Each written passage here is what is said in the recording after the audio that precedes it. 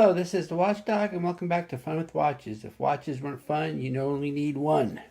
Today we're going to review the Mini Focus MF0426 homage to an Omega Planet Ocean. Let's start out with the wrist check. I'm wearing a Pagani Design PD 1718 homage to a Tudor Black Bay chronograph.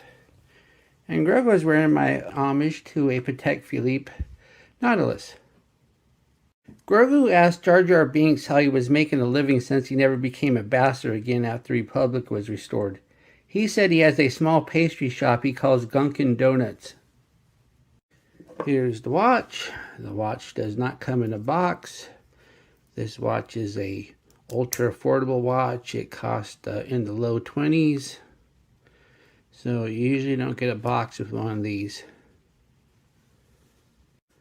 This is the first Mini Focus review on my channel. They are anywhere between 15 to 25 depending on the model. At this price one can only expect so much, but overall I've been pleased, especially with the case. The Planet Ocean line is basically Omega's Seamaster Deluxe line. The watches tend to be bigger and go deeper. They are also more expensive, but they definitely have a different look and style than the traditional Seamaster. Pagani Design has a pretty good Planet Ocean chronograph homage that I reviewed recently, but that costs 3 times what this Mini Focus costs, and thus is in a different league altogether. The watch is 45 millimeters if you measure at the bezel, 52.9 millimeters lug to lug, 13 millimeters thick, has a 22 millimeter lug width, and weighs 105 grams on the supplied silicone strap. The bezel is a 60-click unidirectional with a metal insert. I'm assuming it's aluminum, but I guess I don't know for a fact.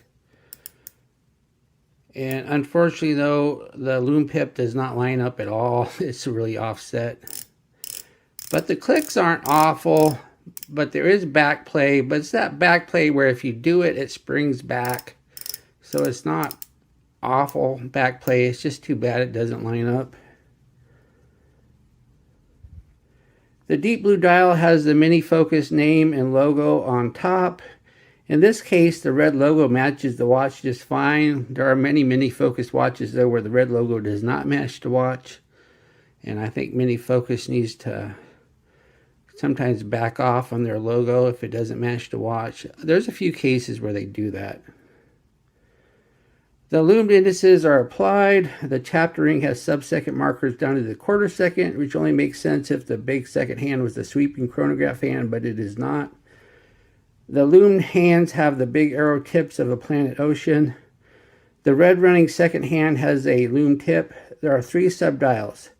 The right subdial is a 24-hour indicator. The bottom is the chronograph second hand, and the left is the 60-minute counter for the chronograph.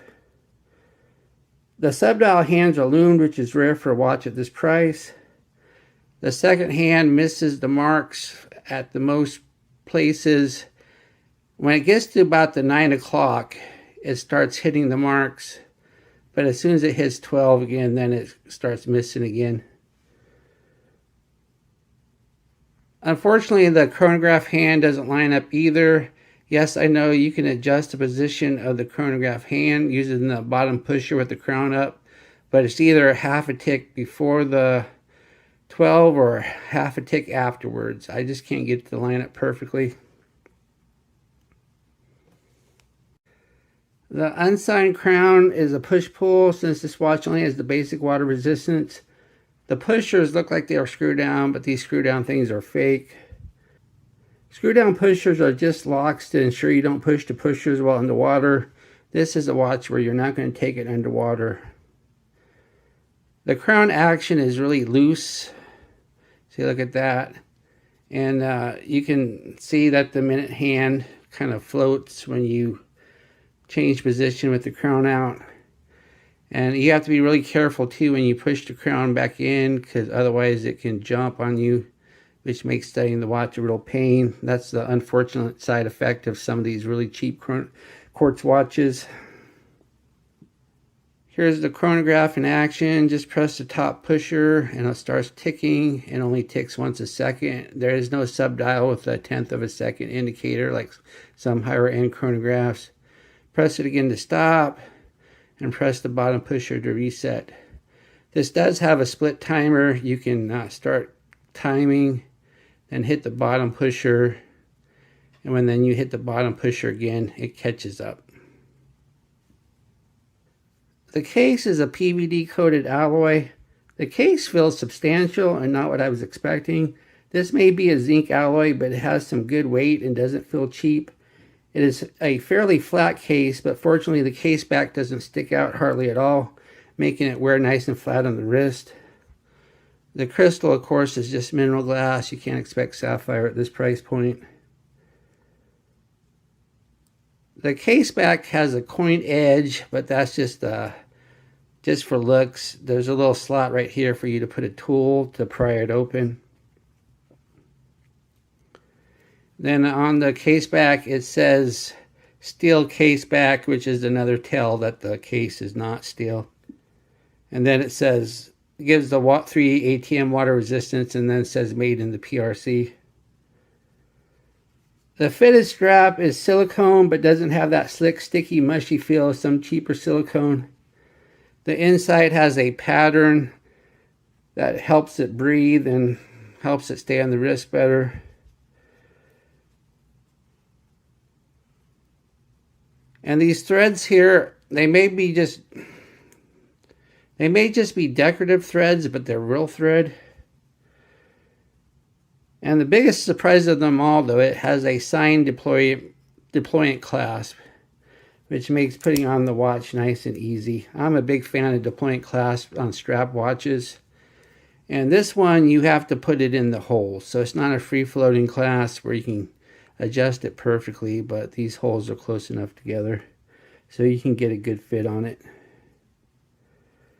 And the clasp, of course, is just pressed, but that's still welcome to have a deployant clasp on a watch at this price.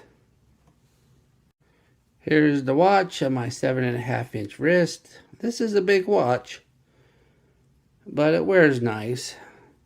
I mean, I don't know if I'd recommend it if you had a wrist much smaller than 7, but I can pull it off. And once again, that short case back really helps it sit flat. If the case back was sticking out, it wouldn't fit very well.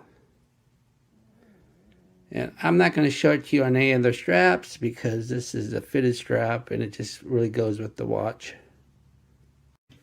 Here we are in the lume room. A sub $25 watch is not going to have good lume, but we'll test it anyway.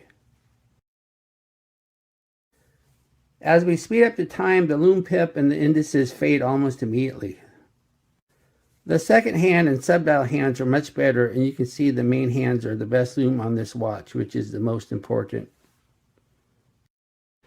What do I like about this watch? Well, I like the fact that it has a deployant clasp. I like the fact that the strap is fitted. And I like this case. And once again, even though it's not stainless steel, it still feels like a good case. And I like the color scheme. What are my gripes and groans? Really loose crown action. It just kind of makes it really hard to set. And I don't like the fact that the bezel's misaligned. I mean, not just a little bit, quite a bit. I don't like the fact that the chronograph second hand is misaligned also. Do I recommend this watch? This watch may never pass for a real Planet Ocean, but it doesn't feel junky. I think for the price you pay for it, it'll suit your needs just fine. Well, thank you for watching my review of the Mini Focus MF0426G, and I will be back with another review or unboxing. Bye.